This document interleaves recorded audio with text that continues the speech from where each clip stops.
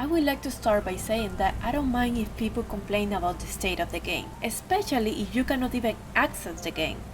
There should be some standards when releasing an update when the game itself earns a lot of money and they are supposedly trying to attract people to spend more. Having said that, maybe my feed is just trolling me, making me think that the issue is bigger than it actually is. But I've seen many complaining about Nikki's new update as if their pensions are wearing the line. And I have mixed opinions on the issue, including the belief that some hate is excessive. I will start with the box and story where I agree with the criticism. From the very first day of launch, the game has been an optimization nightmare. I was barely able to play the first week of launch because it will freeze all the time. Fortunately, they have fixed that to some extent, but every update it will get a little buggy again. Patch 1.5 was extremely buggy because they tried to do too much at once. Do they really have to release the co-op and dying system at the same time? Why so many bugs? And many things can be true at once. It is possible that many bugs appear after the official release. I'm also sure that there was a deadline and instead of postponing the features, they decided to release them without polishing them. It is also true that many were complaining that the game was feeling boring and maybe they decided to post the update anyway and not postpone it because of that.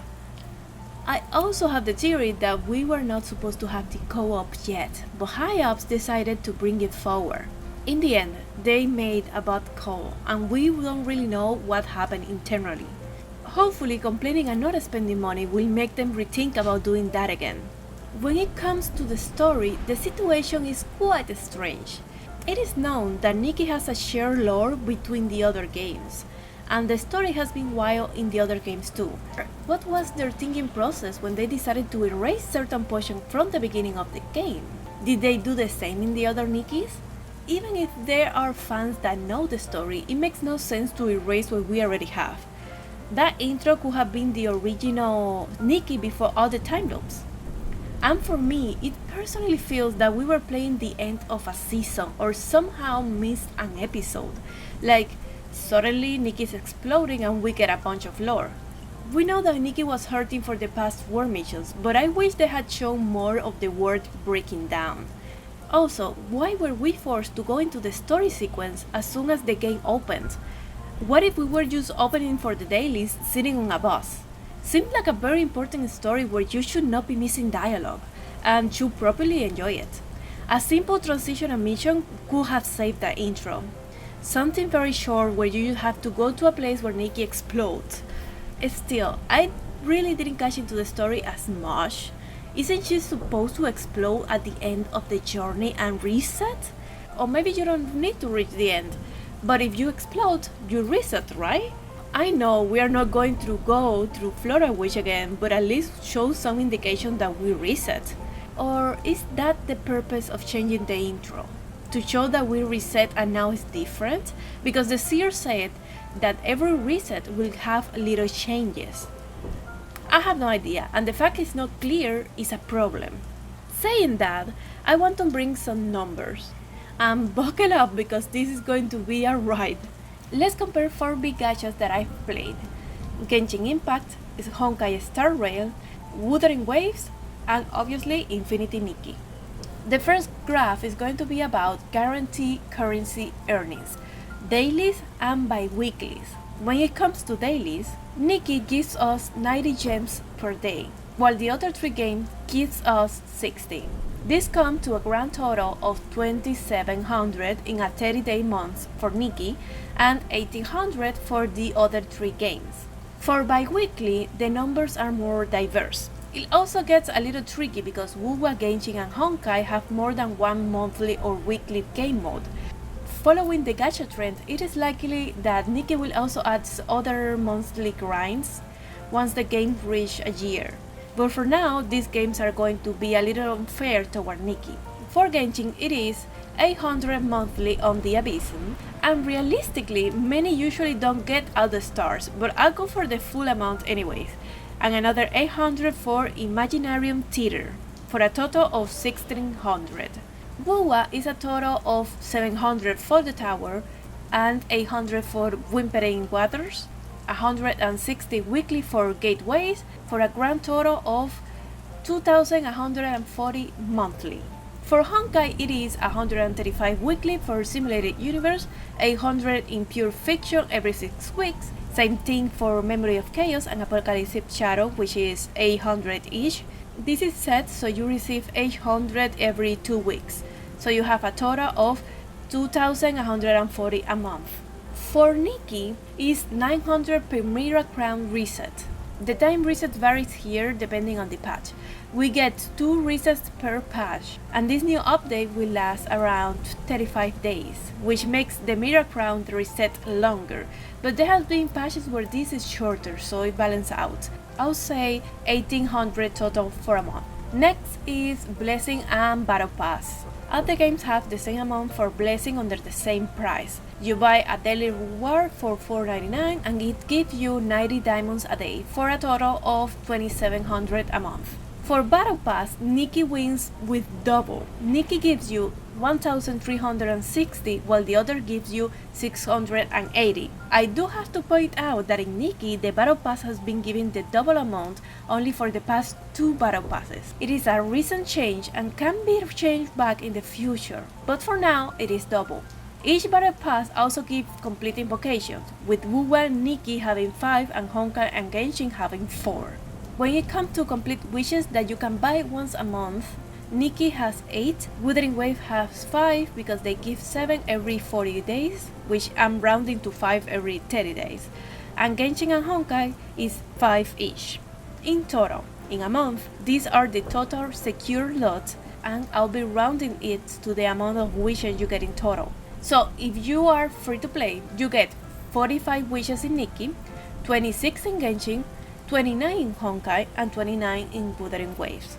If you are paying, meaning the Battle Pass and the Blessing, you get 84 wishes in Nikki, 51 in Genshin, 54 in Honkai, and 55 in Wuthering Waves.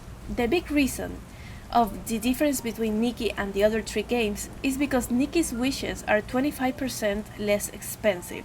One pool will cost you 120 in here, while in the other games it will cost you 160. Moving on, what about how much you need to max out a banner? How much is it to get a set in Nikki compared to one character in another game? You see, the system is a little different in Nikki. You are pulling for a set of clothes where you have one 5-star piece guarantee every 20 pulls. The amount of pieces varies per banner, but since the complaints in the patch are about the number of pieces being raised to 11, we are going for that number. There are no 50-50 in Nikki, which is a blessing, but completing a set will cost you about the same as if you lose a 50-50 in another game. The almost worst luck in Nikki will get you the full set at 220 pulls. I personally caught Crimson Feathers at 190, which I will use as an average for 180 and 200 pulls to get the full set. If you would like to have the evolutions, you will need 440 pulls for the worst luck, and the minimum is 230 because 2 of the evolutions are given through the mini invocation pass. You automatically get the second evolution with 180 pulls and the third evolution with 230. Although it's highly unlikely that you will get a duplicate of the 5-star with just 230 pulls. So I would say that the best luck will be around 320 pulls. In Nikki, it is indeed very high to get the full set compared to getting one character in other games, although you also need to have in mind that we get more witches too. Now let's see how much you will need to max out a character in other games to compare it with Nikki. I am taking out 2 users that did the math for me. Thank you guys. For Genshin, you get your character in an average of 75 pulls, but this is if you win the 50-50. If you lose, you can see yourself going for 150 pulls or up to 180 for the worst possible luck. Now, if you want all constellations, winning every 50-50 and getting the character you want at around 75 pulls, you will get all your constellations at 525 pulls. With the worst luck possible, losing every 50-50 and 90 pity, it will be a total of 1,260 pulls. This person said that on average it will be 675 to get everything, and I will use that number. For bouldering, it's a little bit better. To complete a set is 490 if you win all 50-50 at 70 pity, 980 if you lose all 50-50, 350 if you win every 50-50 and buy the 2 copies from the shop, because in Wuthering Waves you can actually buy 2 constellations from the shop if you already have enough points. In fact, if you wait for 2 reruns and have enough copies, you could technically buy all the constellations without having to spend on the banner, but realistically most people would like to actually spend if they want the full constellation sets. In the end, if you buy 2 copies and have the worst luck, losing the 50-50, you will need 700 pulls. On average, it will be 450 to 600, which I agree with him. If you buy the constellations, that's probably the range you are expecting. As you see, there is a big difference between Nikki and the others when it comes to a full set. But there is more to this gacha system that we need to take into account, and that makes a huge difference when it comes to pulling in a banner. And this is the constellation hunting. When it comes to these other gachas, a constellation means an upgrade for a character. It means a booster for the rotation of the character, meaning it can complete their sequence faster. Or maybe something like Camellia in Wuthering Waves, where the first constellation prevents you from getting knocked out too easily. But most of the time this means a huge boost of damage, which undoubtedly helps you clear out stages more easily. Another very important key element of banners on these games is that you are pulling for individual characters that are going to be part of a team. And if you want your team to work properly, you would like to synergize them, because you're not getting too far with some random combination of characters. This means that even if you're not pulling for constellation, you may still want to pull for the best support of your favorite character. And this is without taking into account the weapon banner. Nikki just has one type of banner, and I'm being unfair and just counting the character banners in the other games. But you should have in mind that maxing your character to its almost potential may cost you double of what I show you. At least in Genshin, because in Wuthering Waves you don't lose 50-50 on the weapon banner. And now we come back to Nikki. In Nikki you are mostly pulling for aesthetics, although we do have to talk about the ability outfits. We have 5 major abilities in this game: purifying, floating, fishing, grooming, and bug catching. Some sets will come with a slightly upgraded version of these abilities. We have a purifying outfit that puts enemies and animals to sleep. We also have the paper crane outfit where you can float a little farther away. The new floating outfit that can hover in the air, although that doesn't seem to do much. And a grooming ability that keeps the animation. All of this, depending on how you play, will mean an upgrade. But even without all these abilities upgrade, you can still pass the entire game with no problem or barely any difference. The only ability I think is useful and only available through the banner system is the mermaid one, that can freeze water and walk over it. But again, it's not actually needed to explore the game. Most of the time, you pull on a banner because you like the outfit itself, so you can dress up your Nikki with them. Something good about Nikki's banner system is that you don't get repeat items when completing a set. And the most important thing is that you also have a guarantee piece with something called Ocean Blessing. So if you are interested in just the dress or the hair, you will have that piece guaranteed in 100 pulls or less. That piece can still appear in the first 20 pulls, or if you have good luck, you can get the guarantee between 60 to 80. So you don't have to complete the full set if you don't want to, and still get what you want. And then we have to talk about the constellations, which utterly are just chromas. Nothing changed about the gameplay. Of course, you can have the bad luck of getting your favorite color being locked behind the constellations, or you think that another chroma is better than the first one. Other than that, there is no actual incentive to pull full constellations, even though it is cheaper than in other games, or to pull our banners in general. You can just save for any piece of clothing that you like the most. And if you want to have lots of full sets instead of 1 or 2 very fancy ones, let's talk about 4 stars. In every patch, we also get 2 4-star banners that give you a piece every 5 pulls. With an average of 9 pieces, you are looking at a full set for 45 pulls with the worst luck, and a 90 for the chroma, since 4 stars only have 1 chroma. And that is the worst luck. You can still get everything way sooner, around 70 for the outfit and chroma. These 4-star pieces have a high quality too and are in fact better to create outfit with the individual parts. And now let's talk about the dye and glow up system. Because thanks to 1.5 we can actually do a lot more with just a base outfit. And I don't think people understand how heavy this is. The new glow up system will give you a chroma for free for every individual clothing piece. If you only pull in the 5-star banner for the dress and you only have the dress, by glowing up that piece you can get a different color pattern with just 1 day of resin spending. Right now we don't have this option for every single piece of clothing, I'm guessing because there were too many available, but it is for sure that they will include the rest on upcoming updates.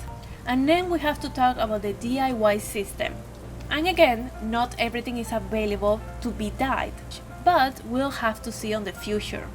For the DIY system, you have 6 base palettes that you can unlock by just having 1 piece of the outfit. If you want more palettes, you will need to unlock the full set, for a total of 9. Up to 13 with the first chroma, 18 for the second, and a color wheel for the complete constellation outfit, which means you can handpick the colors. Many are complaining about the palettes being locked behind constellations. I personally agree that black and white should be base available colors, but outside of that, you guys are nuts. What will be the point of pulling for chromas on the banner if you can DIY your pieces to the color that you want, or any color?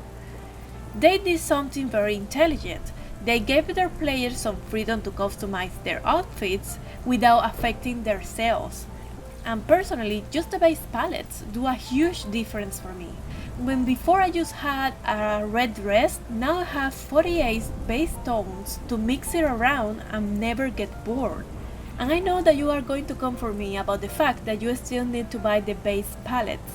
And there are other things in this dilemma. One is called decision fatigue. This is very real. You may not want to completely overwhelm your players with decisions, and so it is restrained to keep it more reasonable. They gave us some free crystal to unlock some palettes and a mini event that gives us lots of more crystals. You're not going to create 100 outfits at once, and unless you plan to change every single piece of the outfits, it is fair to say that you get enough points to design around 10 outfits, changing the color of 2 to 3 pieces. And yes, it is normal for palettes to be locked behind every single piece. It is a system for grinding. Whenever a new system is implemented in a game, you don't give everything at once or the novelty goes by too quickly. You should also want to make money out of this, and this is fair game. The most important thing here is that there should be a free way to gain these materials. Hopefully, they will keep bringing events with these rewards or implementing new weeklies for them. Again, this is a game-changing system that benefits the free-to-play players. You may not have every single color for one outfit, but just having a complete set opens the possibilities. Instead of having just 1 red hair, you now have 3. And have in mind that 4 stars are cheaper to obtain and will be available to get 13 palettes in there. Let's move on to something else that I want to touch, and those are the free 4 and 3 stars. For every new mandatory ability, you will get a free 4-star set, and they have many cute pieces to combine. Using 1.5, we got a new world ability outfit. On top of that, there are a complete set of clothing or individual pieces around the open world that you can collect and craft with some small grinding. We also have the miracle outfits that are complete 5-star gowns. Those require lots of grinding and time, but are completely free. And finally, we also get some random free outfits per patch. These ones are earned through events, and most recently they gave us 3 outfits per week. for a total of 9 free outfits. Very generous if you tell me. And now that we are here in the store, let's talk about the bathtub. The $10 monstrosity that no one is forcing you to buy. And you know what? I didn't buy it either. If you don't buy, they don't do it again. Well, hopefully. It depends utterly on the Chinese player base. In the end, the store options are often lackluster and it doesn't affect me how expensive they are if I'm not buying them anyways. At the end, they are just props. The umbrella from the previous patch was cheap, $1. I bought it and used it only once. So I'm probably not buying again even if it's cheap. We also get to buy stuff with in-game currency, which is not half bad. But I do wish they don't overdo the prices too much, for the sake of those that may really like an object and they would like it to be accessible or at least not overpriced of what it brings. But that is for the bathtub monetization and all the key points in this video.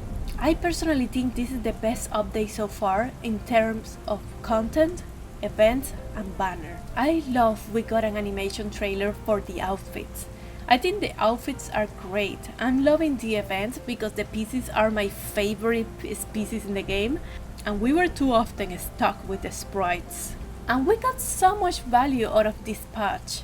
From the DIY system to the glow swatches, pattern clothing which I didn't talk about, and finally being able to play with friends. It is sad to see how much is being overlooked by some. This is, at the end of the day, a gacha game which is created with the specific intention of earning huge amount of money out of people's inability to contain themselves. It uses predatory tactics that are questionable. But between all the bad that a gacha has to offer, Nikki is one of those where I truly feel that I'm not pushed to buy as much. I do buy the monthly gifts and the battle pass. It personally gives me lots of value to a game that I play every day. It's like having a monthly subscription like Netflix. But I truly hold the belief that you don't need to spend on Nikki to enjoy it. Even when I say this, I do hope they will give more rewards because just one 5-star is very expensive and we tend to get 4 outfits per patch. But this is very unlikely and my best advice is to save for banners that truly call to you. Wait for the very last moment to see the upcoming banner and decide which one you like the most. You can definitely get a 5-star every other patch this way, or maybe lots of 4 stars. And that's it for this video. Thank you for staying to the end.